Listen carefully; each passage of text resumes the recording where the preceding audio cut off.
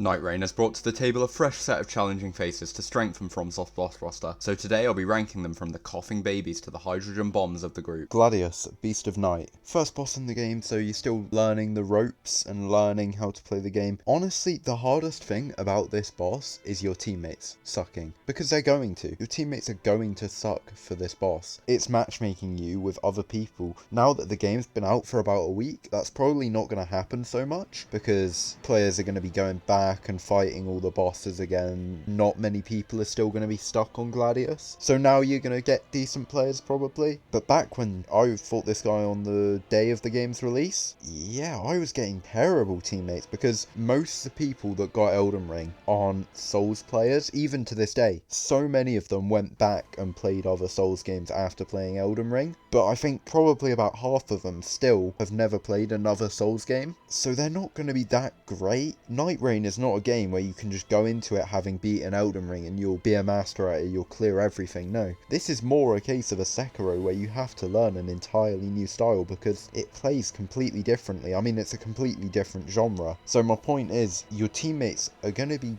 pretty bad, most likely, for this boss. And you as well, fighting this boss, he's the first one you do. You're not going to have the skills, and the biggest thing, you're not going to know how to approach the expeditions. You might not know to look for the holy churches and outposts to get those weapons that are effective against this boss. You might not know all its moves, and you might not have its moveset down. So you're still fresh to the game, you're still learning it. So it can be a decent challenge. He gave me a few good runs. I probably took maybe 7 attempts to beat this guy, which is generally more than I spend on Souls bosses nowadays. So he's clearly got a decent bit of challenge to him. His moveset isn't that hard to deal with. Some of the hitboxes and timings are a little bit janky, they're a little bit hard to deal with, and by nature of him just running around the map a lot, moving a lot, switching targets, and just having so much health, which is going to be a recurring theme for why these bosses are difficult, he can be a decent challenge, but he's not the most challenging, and every time I've gone back and fought him, I've beaten him since my first victory, and I've done it with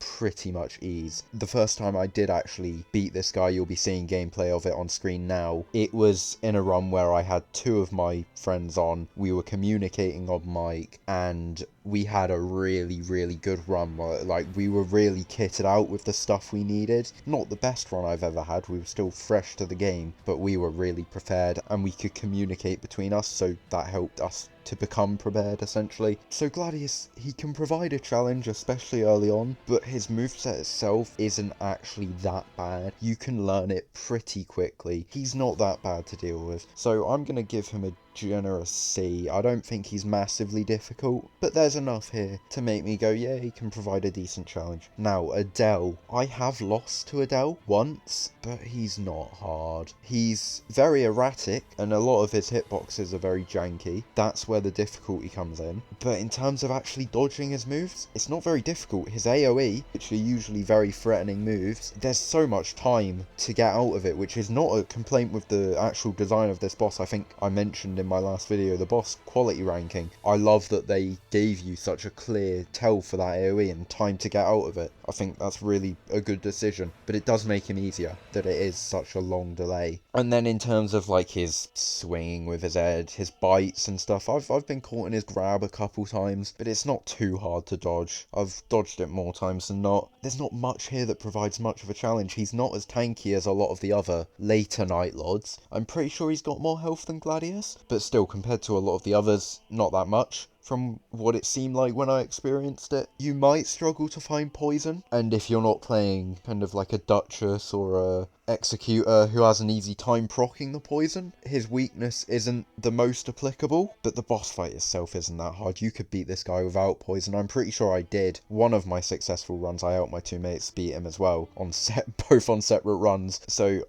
one of them I know I beat him without having a poison camp on the map. So yeah, he's probably the easiest Nightlord. He just doesn't pose all too much of a challenge. The one loss I have to him was just because, for one, it was with one of my other friends and we had a random who was utterly terrible. And then we just didn't have a very good run either. Our gear wasn't that good. I don't think we had a poison camp on the map either, which wasn't a good run. So I'm putting him in D. He's probably the easiest Night Lord. We'll talk about another one who could be later, but yeah, he's definitely in the bottom tier. And then we've got Sentient Pest, who when I initially fought him, I thought was one of the hardest. I was really struggling on him actually. He's the one I fought the most, even more than Gladius, I'm pretty sure, because I beat him separately with both of those friends as well. So I've done a lot of runs of this guy. He's reasonably challenging. The thing is, the challenging aspects of the fight are mostly out of your control. I spoke about a lot of this in the boss quality ranking. The AoE is just really hard to react to for melee players because you can be in the middle of a combo. I play the Duchess and I'm there doing my dagger L1s, which it's really hard to see when that combo ends, so you just kind of hit L1, and I know it's on me as a player for mashing buttons, but I'm just there hitting L1, trying to output as much damage as possible, and he rears back and I'm like, oh, gotta get out. And it's fine, I would be able to get out if I wasn't in the middle of a combo, so that one can just chip, and it takes a lot of your health as well if you're caught right in that initial burst of it. So that's where most of my damage I've taken to this boss comes from, honestly. And then the poison's quite easy to get caught in, because you're probably not looking at the moth, you're probably fighting the scorpion or whatever you want to call it, mostly. But in terms of the scorpion's attacks, if you're fighting him from the front, his kind of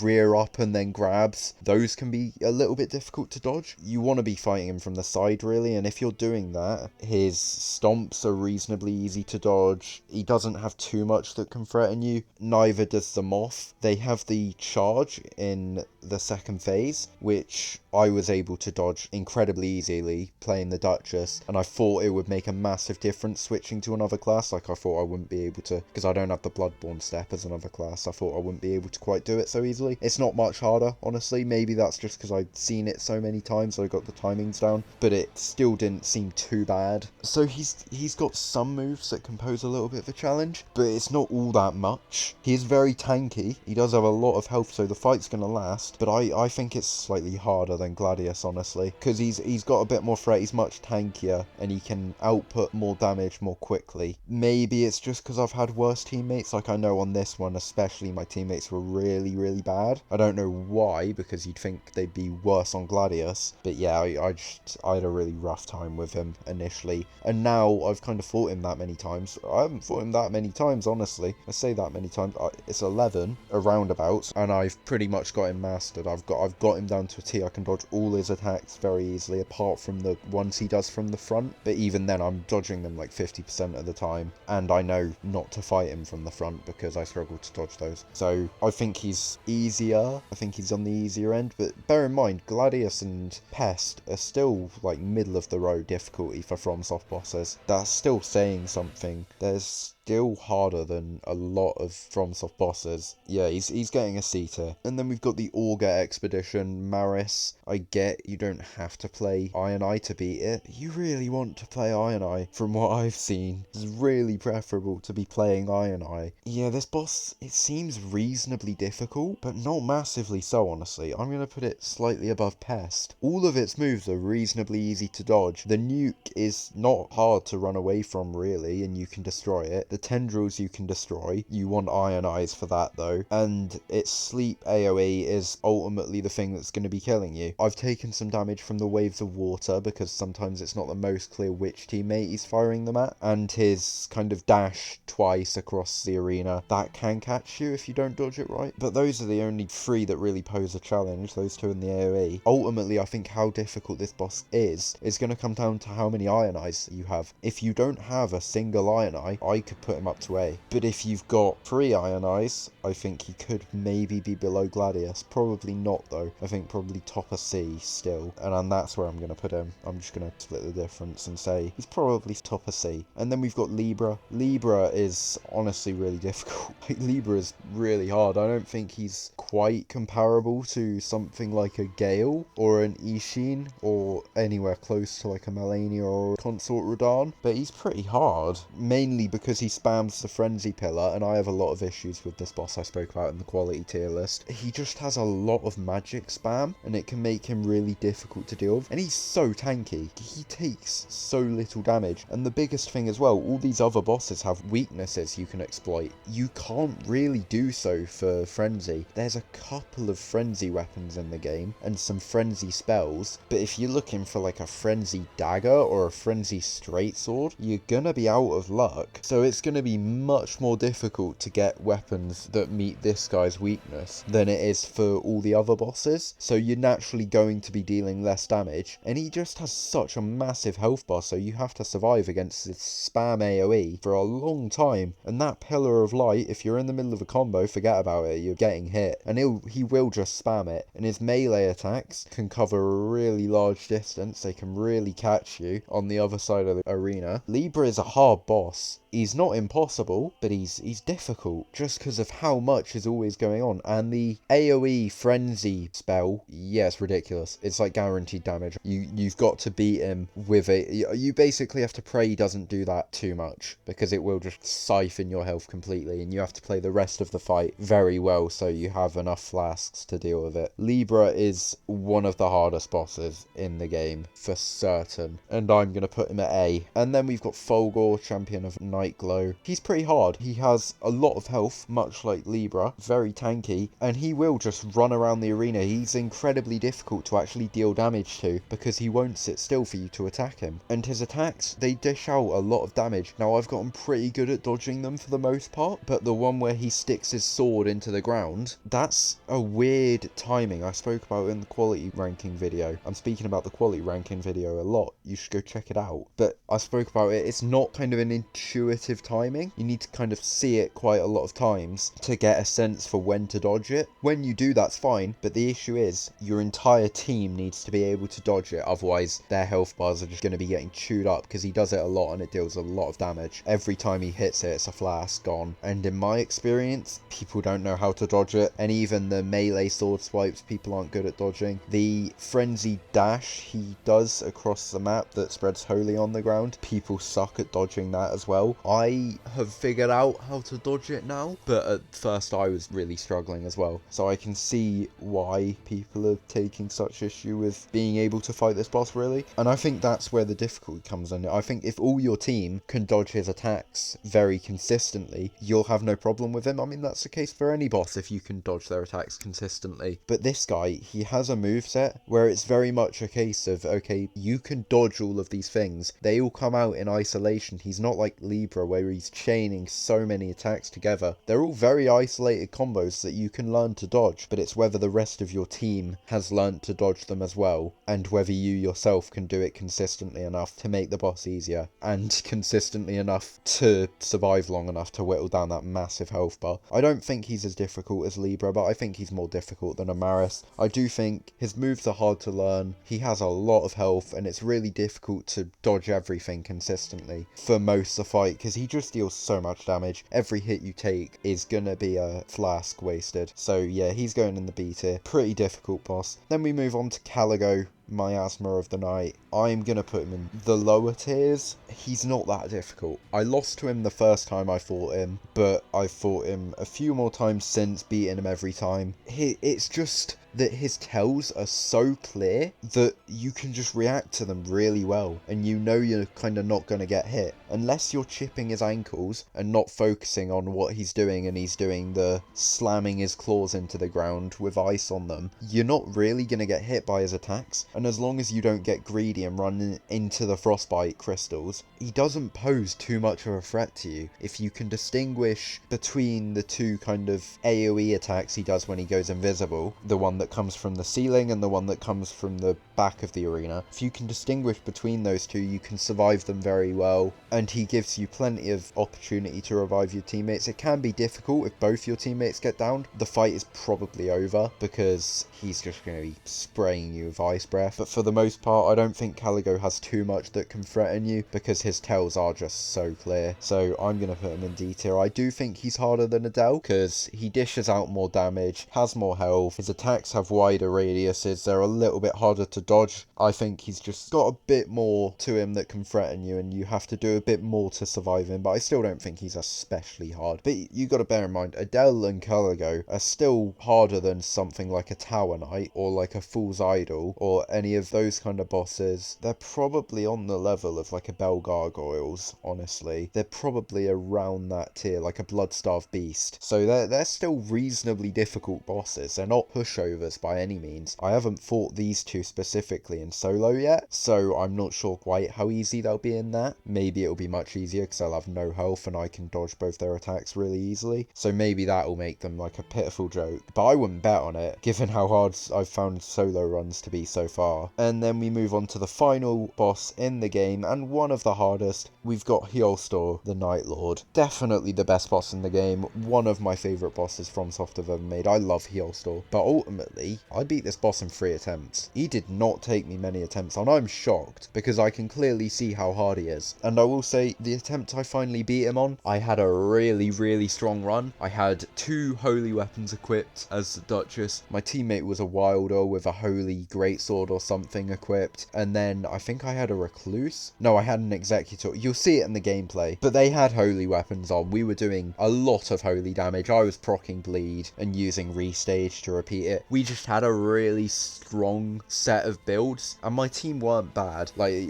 obviously they're not going to be bad if they're getting to the final boss, but they were some of the better teammates I've had. They still weren't amazing, and you can see in the footage I'm doing a lot in terms of reviving them, but yeah, they weren't terrible. It helps having a competent team who clearly at least know how to dodge attacks, which I feel like sometimes my team just doesn't know what the circle button on their PlayStation controller is. But yeah, Hyolstor, he clearly has some attacks that are difficult to dodge. He has a lot of combos that have a lot of delays in them, especially in those ones where he'll do a few slashes and then he'll do slashes with the sword on his back arm, and he'll kind of come around and delay for a second and dash towards you. The first couple times I fought him, that utterly destroyed me, but then that third time, the one where I was victorious against him, I just knew, okay, if he's doing a melee combo, I need to wait until I'm sure it's over, because he will probably clip me with that attack. And I was a bit more careful to stay a bit further back from him, because one of the reasons he can dish out so much damage to you if you don't know what you're doing is that his attacks, because he's got that sword on his back, and they really swing behind him, so you can be attacking him from behind like you do all of these bosses when they're engaged with your teammate, and even if they are still aggroed onto your teammate, you'll take damage if you're too close to them from behind, because they'll just swing their sword back and hit you, which I do like because it forces you to be a bit smarter with how you approach the boss. So yeah, once I was deciding to be a bit more careful of that, and once we were proccing some insane holy damage, some really strong bleed, bear in mind I'd also watched a video on how to beat this guy just out of fun the evening before I did it. I was like, oh yeah, I'll give that a watch. I was enticed. That just meant I already knew how to dodge the other attacks, but I hadn't seen too much of phase 2. I dug pretty quickly into it, so it meant that because I'd seen this video, I knew that when he did his big like slash where he opens up a affinity portal thing, I knew to run away from it just so I wouldn't get caught in the thing. And it did really help being the Duchess as well, because when he was doing his combo with his slashes and opening up tears on the ground that like ruptured upwards and deal a lot of damage, the Duchess can really easily iframe those. I wouldn't be surprised if the Duchess's iframes get nerfed in the future, because for situations like that, they're just insane. Because I wasn't dodging, I mean, I was trying to dodge them at the right moments, but it didn't feel like I was doing it perfectly. Those kind of attacks always catch me off guard. I can never dodge them well, but with the Duchess, I just didn't get hit by them, and you'll have seen it in the footage now. I wouldn't be surprised if Duchess gets a little bit of a nerf on that front. But yeah, Hyolstor is very difficult. He's clearly got a lot of things there that are genuinely challenging, and you can see in the footage we did actually come close to not beating him. There were some moments of genuine panic in there, like right towards the end when he was on really low health. Both my teammates died and I had to kind of survive and get them. That was really stressful because I was like, oh my god, we're so close, am I gonna die here? But we managed to do it. But yeah, even with the insane builds we have, the amount of holy damage we were doing, he still almost managed to beat us. So that speaks to how difficult Hyolstor is, and I wouldn't be mad if you wanted to say he was on the same tier as Libra, but I personally have had a bit more struggle with Libra because Hyolstor is just a better designed boss than Libra. His attacks, his tells are just much clearer. It's much easier to to tell what he's doing at any given moment. So I think it's just easier to deal with him. It's just much easier to deal with. So I think that makes him easier for me personally. I deal with clearly telegraphed, precise movesets with clearly defined combos and strings of attacks and hitboxes over bosses where they're spamming a lot of attacks or they're moving really erratically. And Libra he puts so much on screen at once, and he has that completely bullshit AoE. So I just find Libra more difficult for me personally. I know most people are saying Folore is the hardest boss in the game, and I absolutely see it. And I think if we hadn't had all that holy damage, my teammates would have died and we would have had him nowhere near dead. And I don't think we would have beaten him if we didn't have that insane run. So I can definitely see an argument for Folore being the hardest boss in the game, and I wouldn't be mad at it. But just for me personally, I think Libra takes the crown. But that's my list for the Elden Ring Nightreign bosses, ranked from least difficult with Adele, Baron of Night, to most difficult with Libra, something or other, Spammer of Night. Let me know what you think in the comments. Let me know the experiences you've had with these bosses, who's given you the most trouble, how many of them you've beaten. Let me know all of it. I just want to hear. I'm very interested by that. And leaving comments is the best way to drive engagement to this video, because you're actively engaging with the content. It shows YouTube that people are invested, pushes it out to so many more people. So if you could do that, that would be massively appreciated. Same goes with liking and subscribing. It just does so much to help me produce content like this in the future. And bear in mind, this isn't the usual quality of my content. It's a bit lower effort. I've still put effort into editing this video, obviously, but it's just kind of a basic tier list rather than the scripted ranking approach I usually take to these kind of videos. I'm just trying to get these Nightreign videos out while the game's still hot and get them out for people to see, while people are wanting this kind of content, basically. And we've just had the Lies of P shadow dropped while I'm away from home and don't have my PlayStation, so I can't play the Lies of P DLC until tomorrow, and I've got to make a video on that while I've got a few more Nightreign videos to make. So I'm just trying to put out some quicker, easier content. I'm working on a movie trilogy ranking as well, so I got a lot of stuff in the works. That's why this video is a bit lower effort, but for the most part they should be higher quality than this, so please stick around to see more. And yeah, I'll hope to see you in the next one.